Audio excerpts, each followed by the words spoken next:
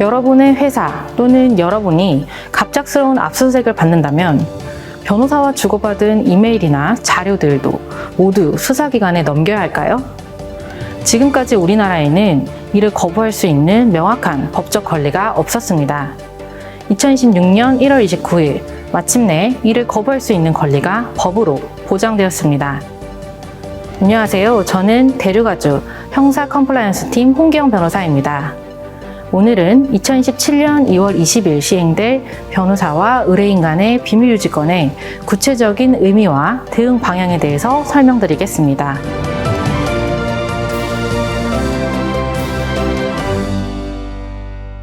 변호사와 의뢰인 간의 비밀유지권, Attorney-Client Privilege, 약어로 ACP는 변호사와 의뢰인이 법률 자문을 위해 나눈 대화와 서류를 수사기관이나 제3자에게 강제로 공개하지 않을 수 있는 권리입니다. 대부분의 의뢰인들은 사건과 관련된 다양한 민감한 사실들까지 변호인에게 모두 털어놓게 되는 만큼 이러한 신뢰관계의 보호는 적정한 방어권 보장을 위해서 필수적입니다. 이러한 점에서 변호사와 의뢰인 사이의 비밀유지권은 의뢰인이 변호인과의 소통 내용이 공개되었을 경우 입게 될 불이익에 대한 두려움 없이 사실관계를 솔직하게 밝히고 충분한 법률 조력을 받을 수 있도록 하기 위한 핵심적인 제도입니다. 미국이나 영국 등 주요 선진국에서는 이미 확립된 제도이지만 우리나라의 기존 변호사법은 변호사에게 비밀을 누설하지 말 의무만을 부과했을 뿐 의뢰인이 압수수색을 막을 수 있는 적극적인 권리는 인정하지 않았습니다. 이번 변호사법 개정으로 처음으로 의뢰인의 권리로서 ACP가 명문화된 것입니다. 개정 변호사법 제26조의 2는 두 가지를 ACP의 보호 대상으로 규정합니다. 첫째는 변호사와 의뢰인 간의 법률 자문 목적으로 이루어진 의사교환 내용입니다. 즉, 변호사와 의뢰인 간의 상담 내용을 녹음한 파일, 변호인, 의뢰인 간에 주고받은 이메일이나 카카오톡, 변호인과 의뢰인 간의 통화 녹음 등이 이에 해당할 수 있습니다. 둘째는 변호사가 수임한 사건 관련하여 소송, 수사, 조사를 위해서 작성한 서류, 즉 업무상 산출물, 워크 프로덕트라고도 하는데요. 변론 전략서, 예상 질문지, 증거 분석서, 내부 회의록 등이 해당할 수 있습니다. 단 예외가 있는데요. 의뢰인의 승낙이 있거나 변호사가 위법 행위에 직접 관여하는 등 중대한 공익상 필요가 있는 경우에는 예외적으로 공개가 허용될 수 있습니다. 특히 주목할 점은 바로 부칙입니다.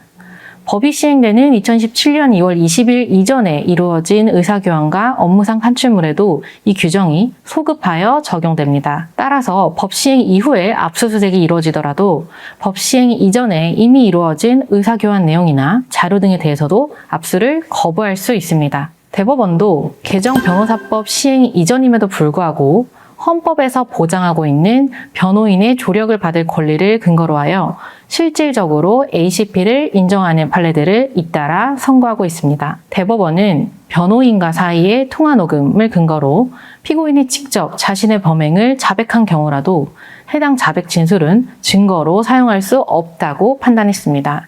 ACP로 보호되어야 하는 자료인 변호사와의 통화 녹음을 기초로 수집한 2차 증거도 그 증거 능력을 부정한 것입니다. ACP는 권리가 명문화된 것만으로 자동으로 보장되는 것이 아닙니다. 실제 압수수색 현장에서 권리를 주장하려면 사전에 관리 체계를 갖추어야 합니다. 향후 우리 법상 ACP 도입 및 해석에 있어서는 제도의 연원이라 할 수 있는 영미법상의 요건과 실제 판례, 논의 동향들을 면밀히 검토하여 어떠한 시점에서 ACP가 실제로 적용될 수 있는지를 구체적인 사례 중심으로 정교하게 분석할 필요가 있습니다. 또한 사내 변호사와 임직원 간의 의사교환에 대해서도 영미법상 사례 등을 통해서 분석할 필요가 있고 우리나라에서는 향후 관련 실무 및 판례 형성에 따라서 구체적인 기준이 정립될 것으로 보입니다. 이메일, 메신저 등을 통한 변호사와 의뢰인 간의 커뮤니케이션은 현대 기업 환경에서 ACP 적용 여부가 가장 빈번하게 문제되는 영역입니다. 관련하여 ACP는 단순히 변호인과 의뢰인 간에 이루어진 모든 의사교환 내용을 보장하는 것이 아닙니다. 일단 ACP를 주장하기 위하여 외형상으로 준비할 수 있는 것들은 다음과 같습니다. 이메일 제목에 Privileged and Confidential, Attorney-Client Communication 등과 같은 문구를 기재해 볼 수 있습니다. 이는 수사기관이 이메일을 압수하기 전에 해당 이메일의 제목만 보더라도 그 이메일의 내용이 변호인과 나눈 법률 자문 목적의 의사교환 내용에 해당할 수 있음을 미리 암시하는 방법입니다. 또한 법률 자문 목적의 의사교환을 하는 경우에는 변호사를 수신자 또는 참조에 포함시키거나 이메일 말미에 비밀유지 관련 고지문, 디스클레이머를 명시적으로 삽입하는 방법도 있을 수 있습니다. 다만 ACP 인정 여부는 이메일에 특정 문구가 적혀 있는지와 같은 형식만으로 되는 것은 아닙니다. 실질적으로 예상되는 판단 기준은 첫째, 그 커뮤니케이션이 법률 자문을 얻거나 제공하기 위한 목적으로 이루어졌는지가 가장 중요합니다. 즉, 법률 자문이 아닌 단순한 사업상 논의나 사실관계의 보고는 변호인과의 사이에 이루어졌다고 하더라도 ACP의 보호를 받지 못합니다. 또한 비밀성이 처음부터 끝까지 유지되었는지가 핵심입니다. 즉, 변호인과 의뢰인 간에 이루어지는 내밀한 의사교환 내용을 당사자들 사이에서도 비밀로 하려는 의도가 있었는지, 비밀로 유지하기 위한 합리적인 주의를 기울였는지 등이 중요합니다.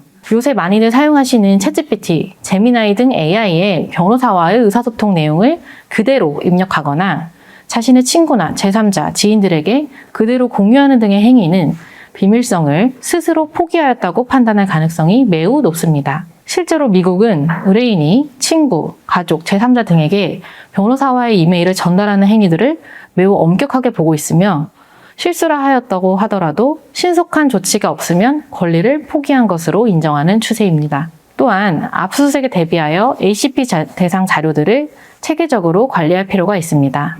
영미법에서는 프리빌리지 로그라고 하여 말 그대로 ACP 적용 대상 자료의 목록을 정하고 있습니다. 문서명, 작성일, 작성자, 수신자, ACP 해당 근거들을 정리해두는 것인데요. 이와 같이 프리빌리지 로그를 미리 정리해두고 압수수색이 시작되는 순간 수사관에게 이를 즉시 제시하여 이 자료들은 ACP 보호 대상이므로 압수에서 제외해달라고 이의를 제기할 수 있어야 합니다. 압수수색은 예고 없이 시작됩니다.